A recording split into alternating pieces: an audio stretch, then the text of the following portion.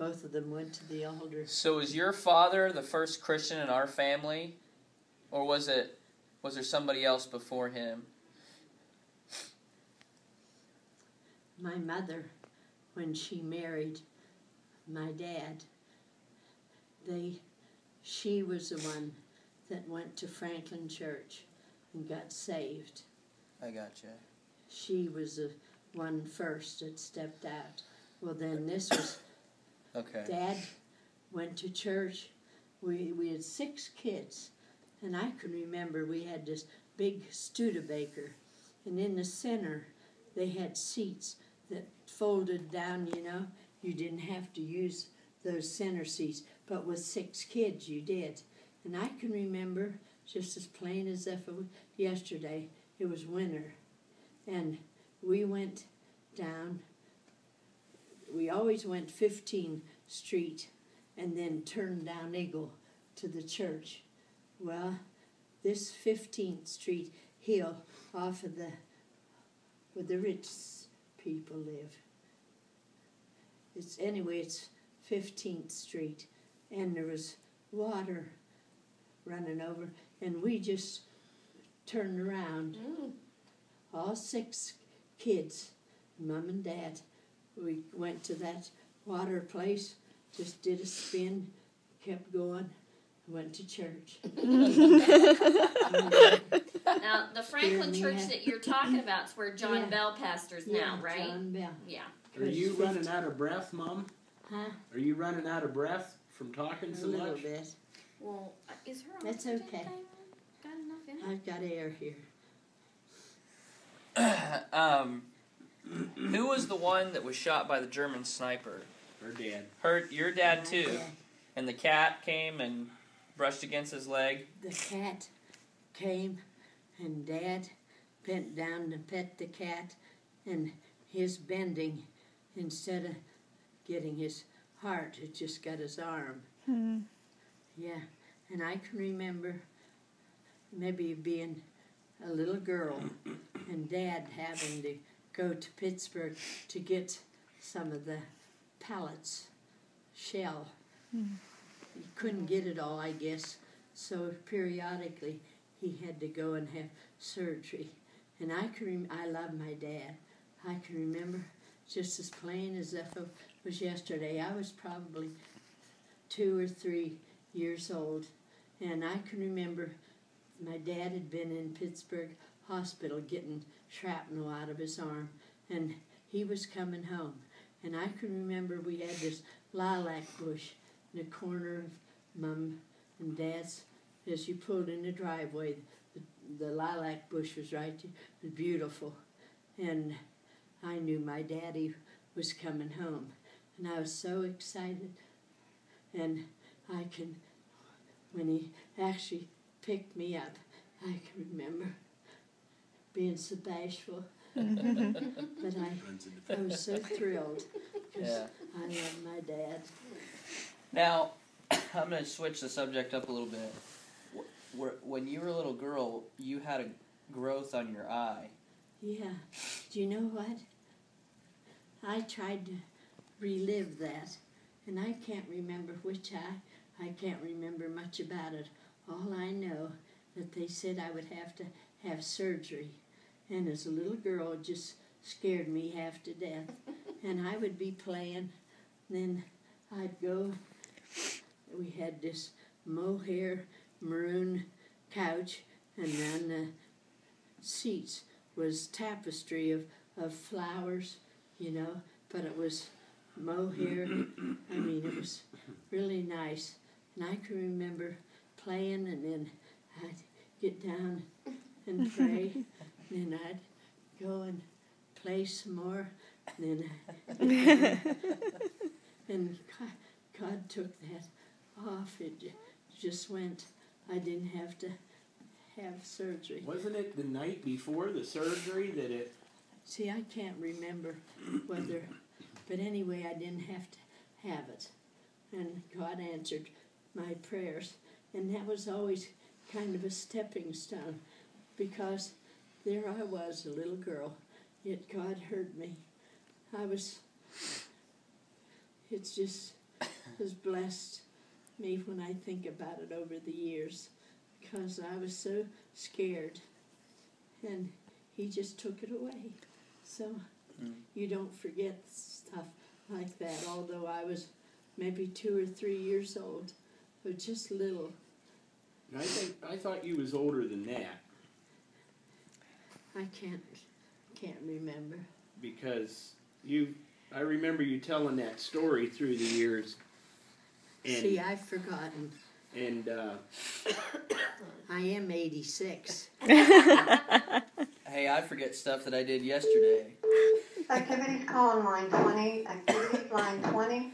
Well, when Penn State was playing Iowa, you were I think you were here this season, and Uncle Jerry, I was talking to Uncle Jerry on the phone, and he said that you wanted to watch the game, and so he had gotten you a TV, and I said, well, if I prayed and asked God to help Penn State to win, he wouldn't probably listen, but if Grandma will pray, then he'll listen to her, and I can't remember. I'm just teasing you.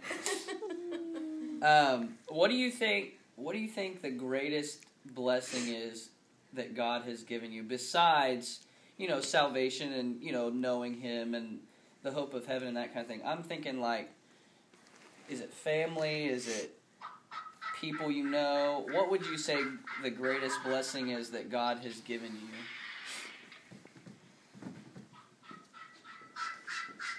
hello?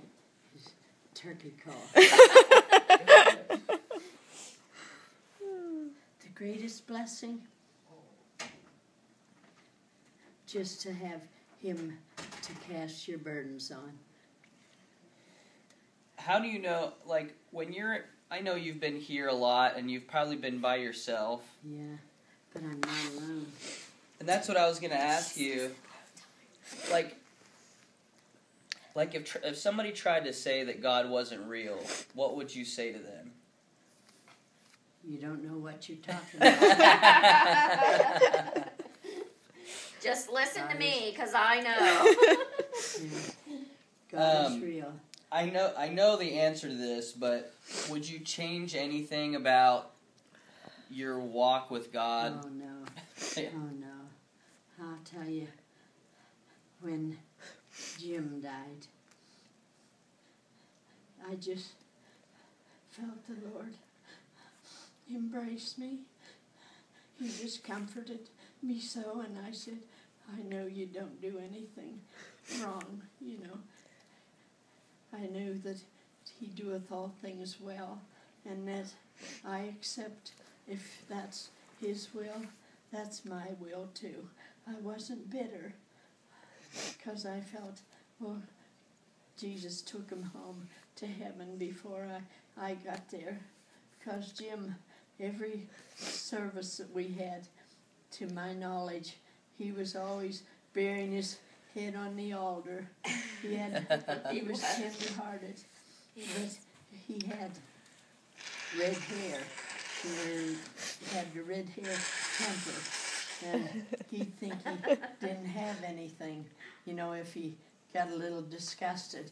Well, that's a human element, but anyway, he didn't hesitate to kneel at an altar. He was there as often as he needed to be. So, would you say God has felt closer to you in times of difficulty? oh yes. Oh yes, definitely. He never leaves us, never forsakes us. But Jim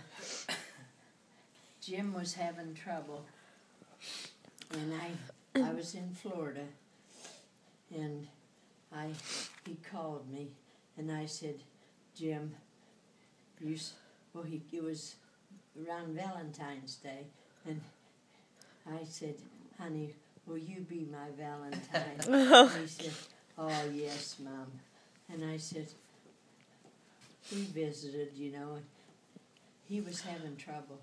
So I said, now you snuggle up to Jesus. He said, I am, Mom.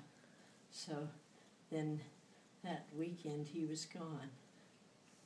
So the last time I talked with them, I told them to snuggle up to Jesus. Plus, we have Linda had that sign made for everybody, so she has one for you guys. We can't forget to get it. Yeah, I want to get today. it. Yeah. Remember that, Virginia, when she passed out? Jer and Linda passed out those little signs. Yeah. Snuggle up to Jesus. Yeah. I tell everybody to do Yes, that. she does. So, since I'm going to be a father, I need to ask you a couple questions about parenting. I remember... I'm not an authority, let me tell you. Hold on. I remember... Your kids turned out pretty good. I remember when all of us cousins would stay at your house for one reason or another. Maybe Dad would go hunting or something. And we all wanted to watch cartoons. And sometimes we'd fight over the remote. And you didn't spank us. You didn't yell at us. You would just get down on your knees and start praying out loud and say, oh dear Jesus, help him not to fight. Sounds like me. Yes, it does. When Dad tells stories when he was in high school, he'd grow his hair out, and she'd chase him around the house with you'd the want him scissors. to cut his hair.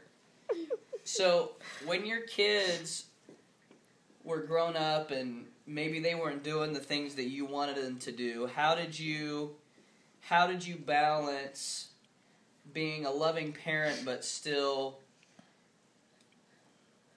kind of saying, I don't like what you're doing, but I still love you? How did you deal with those kinds of things?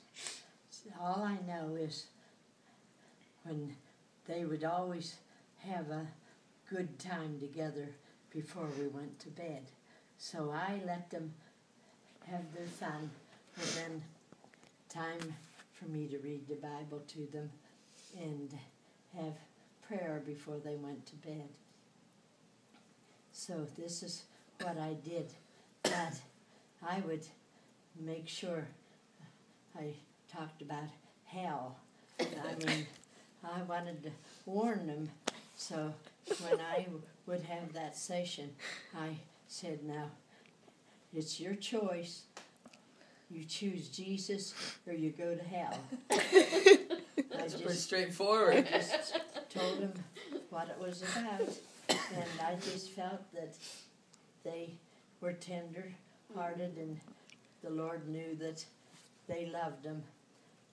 But I remember your dad saying when he was a teenager or, and dating, and there's not much to do. And so she'd say, where are you going? And he'd say, Mom, I'm going to take her to a movie, And he said, you would always say, I know there's not very many things to do around here, but you just do what you think you should do. He said, I never had a good time. I always hated. He said, she never told me no. I couldn't.